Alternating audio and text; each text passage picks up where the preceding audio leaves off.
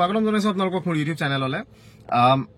কথা হৈছে এই যিটো ভিডিঅ' এই ভিডিঅ'টো নট জাষ্ট যিখিনি ৱৰ্কিং হয়, যিখিনিয়ে মানে বৰ্তমান কাম কৰি আছে সেইখিনি মানুহৰ ক্ষেত্ৰতে ইম্পৰ্টেণ্ট নহয়। যিখিনিয়ে পৰীক্ষা দি আছে বা যিখিনিয়ে এডিআৰই পৰীক্ষা দিছে, যিখিনিয়ে মেডিকেলৰ পৰীক্ষা দিছে, যিখিনিয়ে পুলিচৰ পৰীক্ষা দিছে, অ'কে, সকলোৰে ক্ষেত্ৰত ইম্পৰ্টেণ্ট হয়। প্লাছ যিখিনি আহিবলগীয়া যিবিলাক ধৰি লওক পৰীক্ষা আছে, যেনে ধৰি লওক এডিআৰই 3 আহিব, যিহেতু কনফাৰ্ম হৈ গৈছে, বা ধৰি লওক অন্যান্য বেলেগ বেলেগ বিভাগৰ অসম চৰকাৰৰ অধীনত যিবিলাক পোষ্ট ওলাবলগীয়া আছে সেই সকলোখিনি পদৰ ক্ষেত্ৰতো এই বস্তুবিলাক এপ্লিকেবল হ'ব। চ' সেইটো কাৰণে বহুতখিনি ইম্পৰ্টেণ্ট হয়, বা আপোনালোকৰ ঘৰৰ মানুহেও হয়তো মানে চাকৰি কৰি আছে। চ' এই সকলোখিনি ক্ষেত্ৰত এই বস্তুটো এপ্লিকেবল হয়। ইয়াতে ইম্পৰ্টেণ্ট দুটা বস্তু থাকিব, সেইটো মনত ৰাখিব। প্ৰথম কথা হৈছে, আপোনালোকে জানে যে সদৌ অসম কৰ্মচাৰী পৰিষদ আৰু অসম চৰকাৰৰ মাননীয় মুখ্যমন্ত্ৰী মহোদয়ৰ মাজত এখন বৈঠক হৈছিলে জানুৱাৰী মাহত, আৰু এই বৈঠকখনত বহুত ইম্পৰ্টেণ্ট কথা তেওঁলোকে ডিছকাছ কৰিছিলে। যেনে ধৰি লওক আপোনালোকৰ প্ৰমোশ্যনৰ কথা, ছাৰ্ভিচ ৰুল, ডিপাৰ্টমেণ্টেল প্ৰমোশ্যন বা বেলেগ বেলেগ নতুন পোষ্ট কেনেকৈ সৃষ্টি কৰে, বা ধৰি লওক গ্ৰেজুৱেট পে', যিটোত সকলো মানুহ মানে ইণ্টাৰেষ্টেড হয়। চ' গ্ৰেজুৱেট পে'টো মেইন আছিলে। গ্ৰেজুৱেট পে'টো কি বস্তু হয়, মই পুৰণা ভিডিঅ'ত সেই বস্তুকেইটা কোৱা আছিল। মই তৎসত্ত্বেও আকৌ নতুনকৈ মই পুনৰবাৰ কৈছোঁ, যিহেতু বহুতে এই বস্তুটোকে লৈ পেলাই মেছেজ দি আছিলে এইকেইদিন। গ্ৰেজুৱেট পে' হৈছে যিটো পে' আপোনালোকে যেতিয়া এটা চাকৰিত সোমাব, তাত যদি আপোনালোকৰ এণ্ট্ৰি কোৱালিফিকেশ্যন গ্ৰেজুৱেট হয়, তেতিয়া আপোনালোকে গ্ৰেজুৱেট পে' পাব লাগে। এণ্ট্ৰি কোৱালিফিকেশ্যন গ্ৰেজুৱেট মানে কি হৈছে, আপোনালোকে যেতিয়া এডিআৰইটোকে মই এক্সাম্পল হিচাপে লৈ কৈছোঁ, এডিআৰইত যেতিয়া আপোনালোকে দিছে, তাত দুটা পোষ্ট আছে, আপোনালোকে দেখিছে, এটা হৈছে গ্ৰেজুৱেট, এটা হৈছে গ্ৰেজুৱেট উইথ কম্পিউটাৰ। অৰ্থাৎ দুইটা পোষ্টৰ ক্ষেত্ৰত এণ্ট্ৰি কোৱালিফিকেশ্যন হৈছে গ্ৰেজুৱেটেই, আপুনি গ্ৰেজুৱেশ্যন নকৰিলে তাত আবেদন কৰিব নোৱাৰে। ঠিক সেইদৰে কিছুমান পোষ্ট আছে, ধৰি লওক এইচএছ হায়াৰ ছেকেণ্ডেৰী পোষ্টবিলাকত ধৰি লওক মিনিমাম কোৱালিফিকেশ্যন হায়াৰ ছেকেণ্ডেৰী, অৰ্থাৎ যিটো আপোনালোকৰ এণ্ট্ৰি কোৱালিফিকেশ্যন হয় সেইটো হায়াৰ ছেকেণ্ডেৰী হয়, সেইটো গ্ৰেজুৱেট নহয়। অ'কে, চ' সেইটো আণ্ডাৰ গ্ৰেজুৱেট পে' পায়। কিন্তু যিখিনি গ্ৰেজুৱেট হিচাপে সোমাইছে তেওঁলোকেও আণ্ডাৰ গ্ৰেজুৱেট পে' পাই আছে, অৰ্থাৎ 6200 গ্ৰেড পে' বা 5600 গ্ৰেড পে' তেনেকুৱা পাই আছে। কিন্তু গ্ৰেজুৱেট পে' একচুৱেলি কি হয়, আমি যদি গ্ৰেজুৱেট পে' যদি চাবলৈ যাওঁ, আপোনালোকৰ আজি গ্ৰেজুৱেট নাৰ্ছ হওক, গ্ৰেজুৱেট টিচাৰ হওক, বা পুলিচৰ ছাব ইন্সপেক্টৰ হওক, জুনিয়ৰ ইন্সপেক্টৰ হওক, তেনেকুৱা ধৰণৰ বহুতখিনি পোষ্ট 8700 গ্ৰেড পে' দি আছে, যিটো আমি ষ্টেণ্ডাৰ্ড এটা গ্ৰেজুৱেট পে' হিচাপে আমি ধৰিব পাৰোঁ। কিন্তু ধৰি লওক তেনেকুৱা ধৰণৰ ইমান সঠিককৈ তেনেকুৱা এক্সাম্পল নাই। কিন্তু আৰু কিছুমান গ্ৰেজুৱেট হিচাপে সোমাওঁতে যিখিনি ধৰি লওক ছাপ্লাইৰ যিটো ছাপ্লাই এপিডি ডিপাৰ্টমেণ্টৰ ছাব ইন্সপেক্টৰ, তেওঁলোকৰ 7600, ট্ৰেজাৰীৰ জুনিয়ৰ একাউণ্টছ এছিষ্টেণ্ট 7400, তেনেকুৱা ধৰণৰ মানে কিছুমান বিসংগতি আছে গ্ৰেড পে' বিলাকত। কিন্তু আমি যদি ষ্টেণ্ডাৰ্ড গ্ৰেড পে' এটা যদি আমি ক'বলৈ যাওঁ যে গ্ৰেজুৱেট পে' বুলি, সেইটো আমি 8700 হিচাপে ধৰিব লাগিব, যিহেতু junior administrative assistant, sub inspector, graduate teacher, graduate nurse. Okay, so' graduate nurse বুলি ক'লে কি বুজে, চ' সেই তেনেকুৱা ধৰণৰ। চ' সেইটো আমি ষ্টেণ্ডাৰ্ড 8700 বুলি ধৰোঁ। কিন্তু এতিয়া 8700 যদি গ্ৰেজুৱেট পে' দিবলৈ যায়, দেন ডেফিনেটলি তাৰ নেক্সট যিবিলাক পোষ্ট আছে, তাৰ ইমিডিয়েট নেক্সট যিবিলাক পোষ্ট আছে, সেই পোষ্টবিলাকৰ পে' স্কেল সলনি কৰিব লাগিব। চ' ইয়াতে বহুতখিনি কথা আছে। চ' ইমিডিয়েটলি গ্ৰেজুৱেট পে'টো যে আপোনালোকৰ 8700 হ'ব তেনেকুৱা ধৰণৰ কথা ক'ব নোৱাৰি। চ' ইয়াত আমি একো নকওঁ এতিয়া বৰ্তমান সময়ত।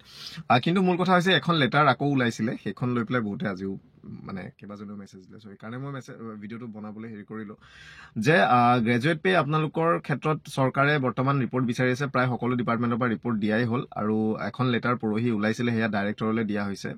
ডাইৰেক্টৰৰ পৰা তেওঁলোকে সেই ছেইম ধৰি লওক তেওঁলোকৰ ছাৰ্ভিচ ৰুল বিচাৰিছে পোষ্টৰ এগেইনষ্টত, বা তেওঁলোকৰ কোনবিলাক পোষ্টত গ্ৰেজুৱেট হিচাপে এপইণ্টমেণ্ট হৈও গ্ৰেজুৱেট পে' তেওঁলোকে পোৱা নাই, অ'কে, বা গ্ৰেজুৱেট পে' দি আছে নেকি, সেই বস্তুবিলাক জানিবলৈ বিচাৰিছে। চ' এই জাষ্ট ৰিপৰ্ট। চ' লেটাৰখন চাই লওক, তাৰপিছত বাকী কথা পাতিব পাৰিম। চ' সকলোৱে কৈ আছে লেটাৰ এখন দেখাব লাগে, লেটাৰ এখন দেখাব লাগে। লেটাৰখন কোনখন বস্তুটো বুজি পাইছোঁ, কিন্তু মই দেখুওৱা নাছিলোঁ। কিয়, কাৰণ এইখনত দেখুৱাবলগীয়া বৰ বিশেষ তেনেকুৱা ধৰণৰ মানে একো নাছিলে, কাৰণ ৰেগুলাৰ এখন লেটাৰেই হয়, আৰু প্ৰায় সকলো বিভাগৰে এনেকুৱা ধৰণৰ লেটাৰ আহিছিলে অলৰেডি। কিন্তু তথাপিও মই দেখাই দিছোঁ, যিহেতু সকলোৱে বস্তুটো কৈ আছে। চ' এই লেটাৰখন আপোনালোকৰ ওলাইছিলে 11 এপ্ৰিল 2025। অ'কে, চ' 11 এপ্ৰিলত। চ' আপোনালোকে জানেই আজি কেই তাৰিখ হয়, আজি হৈছে 13 তাৰিখ, হয় নাই? চ' পৰহি এইখন লেটাৰ ওলাইছিলে, আৰু এইখন আহিছিলে আণ্ডাৰ ছেক্ৰেটাৰী গভৰ্ণমেণ্ট অফ আছামৰ ফালৰ পৰা, আৰু গৈছিলে ডাইৰেক্টৰ। আৰু এই ডাইৰেক্টৰ আপোনালোকৰ গৈছিলে যিসকল মানে ট্ৰাইবেল এফেয়াৰ্ছ বা তেনেকুৱা ধৰণৰ যিখিনি আমাৰ তেনেকুৱা ডিপাৰ্টমেণ্ট আছিলে, তেনেকুৱা দুজন ডাইৰেক্টৰলৈ বস্তুটো গৈছে। আৰু ছাবজেক্টটো হৈছিলে যে regarding the miners of the meeting held on 11/1/25 between the honourable chief minister Assam and Sadou Asom Karmachari পৰিষদ।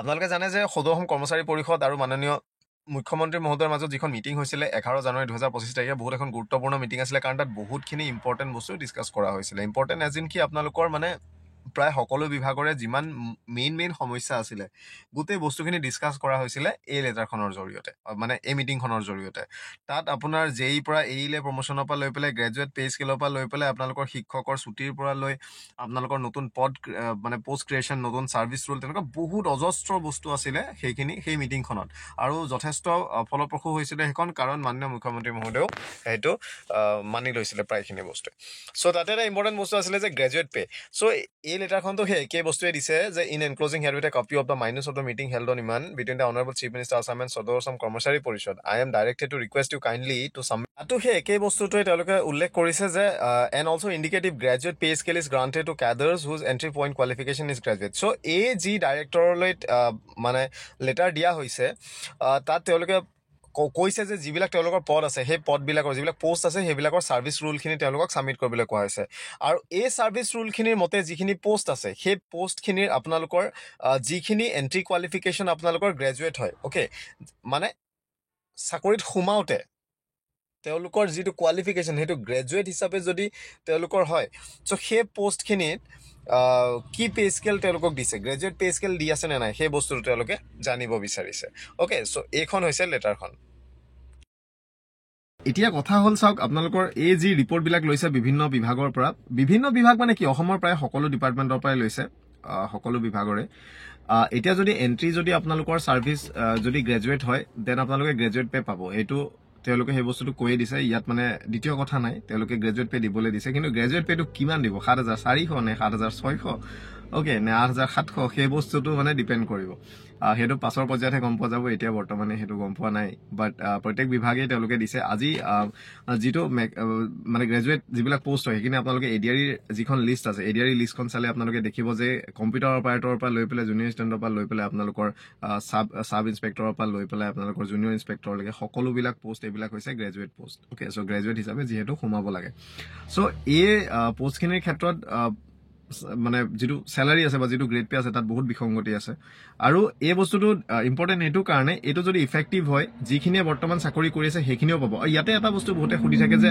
আগতে কোনোবা কিছুমান পোষ্ট আছিলে যিবিলাক HS আছিলে অ'কে কিন্তু বৰ্তমান গ্ৰেজুৱেট হিচাপে আপগ্ৰেড কৰা হৈছে চ' যিখিনি HSৰ সময়ত সোমাইছিলে এই গ্ৰেজুৱেট পে তেওঁলোকে পাবনে নাই ডেফিনেটলি পাব এইটো আপোনালোকে সোমাওঁতে HS আছিলে ন' ডাউট সেইটো কোনো প্ৰব্লেম নাই কিন্তু বৰ্তমান সেইটো যদি আপগ্ৰেড কৰি গ্ৰেজুৱেশ্যন কৰিছে গ্ৰেজুৱেশ্যনৰ যদি স্কেল লাগে গ্ৰেজুৱেট পে যদি স্কেল লাগে সেইটো আপোনালোকেও পাব অ'কে চ' সেই তেনেকুৱা ধৰণৰ কথা এই বস্তুটো এটা মানে মানুহে খেলি মেলি পায় চ' এইটো মানে সেইটো কাৰণে মই ক্লিয়াৰ কৰি দিছোঁ ইয়াৰ লগতে এতিয়া গ্ৰেজুৱেট পেটো যদি দিয়ে এইটো নট জাষ্ট যিখিনিয়ে কৰি আছে সেইখিনিয়ে লাভ হ'ব কিন্তু আগন্তুক যি এডিআৰি এপইণ্টমেণ্ট আহি আছে বা DMEৰ এপইণ্টমেণ্ট আহি আছে বা পুলিচৰ এপইণ্টমেণ্ট আহি আছে তেওঁলোকেও এই সুবিধা পাব অ'কে বা নেক্সট যিবিলাক এডভাৰটাইজ ওলাব গৈ আছে তেওঁলোকেও এই সুবিধাবিলাক পাব চ' সেইটো কাৰণে বহুত ইম্পৰ্টেণ্ট এটা বস্তু আৰু ডেফিনেটলি গ্ৰেজুৱেট পেটো হ'লে চেলাৰিও যথেষ্টখিনি বাঢ়িব যিহেতু অসমৰ পে স্কেল গোটেই ভাৰতবৰ্ষৰ ভিতৰত আটাইতকৈ কম চ' আমি আশা কৰিছোঁ যাতে এই বস্তুখিনি হওক যাতে গ্ৰেড 1 গ্ৰেড 2 সেইখিনিতো বেলেগ কথাই গ্ৰেড 3 বা যিখিনি মানুহ সোমাইছে গ্ৰেজুৱেট হিচাপে সেইখিনি যাতে অলপ চেলাৰিখিনি বাঢ়ে চ' ইমান আছিলে থেংক ইউ নতুন ভিডিঅ'ত আকৌ লগ পাম আজিলৈ ইমানে ভালদৰে প্ৰিপাৰেশ্যন কৰি থাকক পঢ়ি থাকক যিহেতু নেক্সট পৰীক্ষাবিলাক আকৌ আহি আছে